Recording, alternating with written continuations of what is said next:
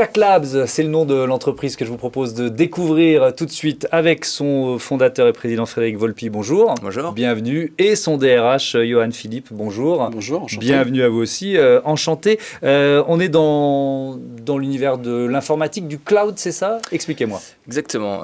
Nous, on aide les entreprises à innover plus rapidement grâce au cloud. Le cloud, ça a été un grand changement pour les entreprises qui est apparu il y a quelques années et aujourd'hui qui leur permet d'aller plus vite en termes de création de valeur, création de services. Notre mission à nous, ça va être de les aider à adopter à la fois la culture qui permet de créer ces nouveaux environnements de travail et aussi les compétences nécessaires pour créer ces services. Donc on travaille beaucoup sur du développement informatique, de l'architecture, avec des gens très passionnés et au contact de grands acteurs de la tech. Vous l'avez créé en 2017, c'est ça l'entreprise? Exactement. Ouais. À l'époque, c'était, ça bouillonnait déjà, ça démarrait, le mot cloud n'était pas forcément connu du grand public, donc pourquoi vous avez eu cette idée? Effectivement, je voyais ce marché du cloud qui était vraiment en plein développement. Les entreprises étaient en train de se poser la question et de vraiment basculer sur ces architectures très distribuées, donc du cloud public avec des acteurs comme Amazon Web Services, Google Cloud, également OVH ou Scaleway. Et aujourd'hui, on a quand même clairement identifié une tendance forte d'accélérer les développements sur ces infrastructures parce que finalement les entreprises s'affranchissent de tout un ensemble de gestion et de coûts donc qui leur permettent d'optimiser leur développement. Ça, c'est un argument majeur quand vous abordez une entreprise pour proposer vos services, le coût, les économies que ces entreprises peuvent faire. Alors, effectivement, clairement le coût, mais tout de suite derrière la création de valeur, parce que finalement, ces environnements permettent de créer plus rapidement de nouveaux services avec une certaine flexibilité dans la création de ces services. C'est ce qui est justement intéressant dans ces plateformes, c'est de pouvoir construire, déconstruire, adapter, finalement se rendre adaptable sur des marchés très mouvants. Qui sont vos clients aujourd'hui? Alors, on travaille beaucoup avec des grands comptes du CAC 40. On a Veolia, Airbus, L'Oréal, mais aussi des startups ou des scale-up qui ont besoin de fortement développer leur présence et leur croissance avec leur système numérique, donc des services de gestion de données principalement. Et, imaginons, on se fait un cas d'école, une startup qui vous contacte. Qu'est-ce que ça va changer dans son modèle, le fait d'utiliser Stack Labs? Alors, typiquement, pour un site de e-commerce, par exemple, si ils ont développé une première version de leur application qui fonctionne très bien, mais par contre, lors de pics de charge, par exemple, leur société passe sur une émission de grande diffusion et ils se mettent à avoir beaucoup de clients à un instant T, leur site va probablement tomber. Aujourd'hui, ça n'existe plus grâce au cloud, mais pour cela, il faut aussi mettre en place toutes les technologies sous-jacentes qui permettent justement d'absorber ces prises de charge et donc d'être capable d'avoir des systèmes beaucoup plus résilients. Quand vous accompagnez une entreprise, c'est pour longtemps? Ou alors c'est un service que vous proposez et puis ensuite... C'est variable. On a des entreprises qu'on accompagne sur des opérations plutôt courtes avec de la formation, la mise en place de bonnes pratiques. Et pour certaines, on fait aussi la réalisation qui va avec. Donc on va faire des développements informatiques, de l'architecture. On opère potentiellement aussi leur plateforme. Donc ça peut être des relations qui sont plus durables également. Johan Philippe, il y a 45 collaborateurs chez Stack Labs.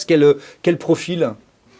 Un peu de tout en termes de profil, énormément de profils orientés sur la tech. Donc on va trouver des développeurs full stack, des développeurs back-end, des développeurs front-end, tout ce qui est architecte, que ce soit des architectes réseau.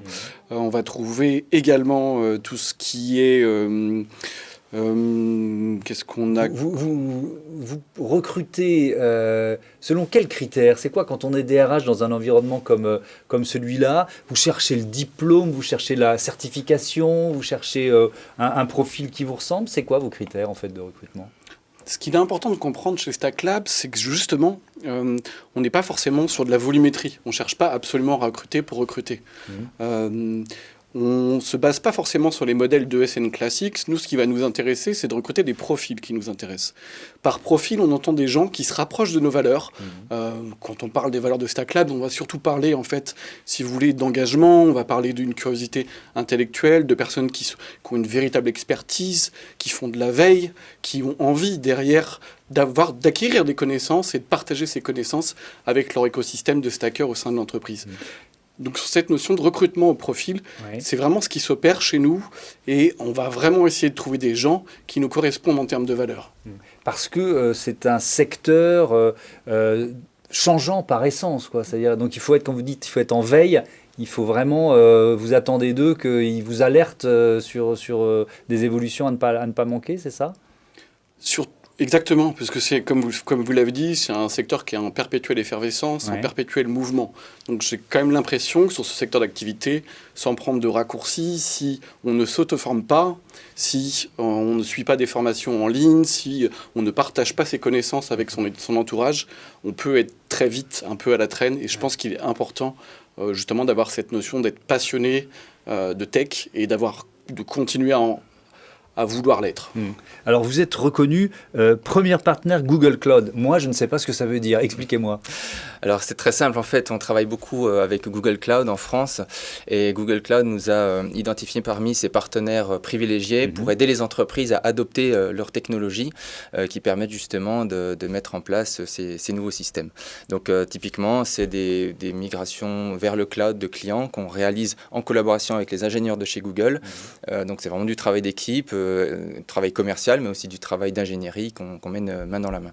Vous ouvrez une agence à Paris, parce que vous êtes basé à Toulouse, hein, c'est ça? Exactement, on a démarré à Toulouse dans le secteur du spatial. Ouais. Et aujourd'hui, c'est vrai que nos métiers s'exportent dans toutes les verticales marché. Et effectivement, ce mois-ci, on a ouvert notre première agence parisienne, rue de Londres, juste à côté de chez Google, notamment. Et alors, quelle perspective de croissance vous avez, si on doit, pour terminer, se projeter un peu dans l'avenir? Alors, ce qui compte avant tout, c'est une croissance saine. C'est pas faire des croissances qui soient déraisonnées. Ce qui est important, c'est d'intégrer, de faire grossir notre écosystème de manière progressive, saine, qui permettent à chaque stacker qui rejoint l'entreprise d'y trouver un environnement apprenant et où chacun trouve sa place. Donc, on n'a pas forcément de cap de croissance. On sait qu'on a de l'ambition. Hein. Clairement, on va voir se développer sur tout le territoire, mais avec un certain nombre de principes, de valeurs qui sont ceux qu'on a partagés aujourd'hui. L'apprentissage continu, le partage, et puis un esprit de bienveillance aussi qui est très important pour nos entreprises. Et ben voilà, on a découvert grâce à vous Stack Labs dans Écosystème. Merci à tous les deux. Merci.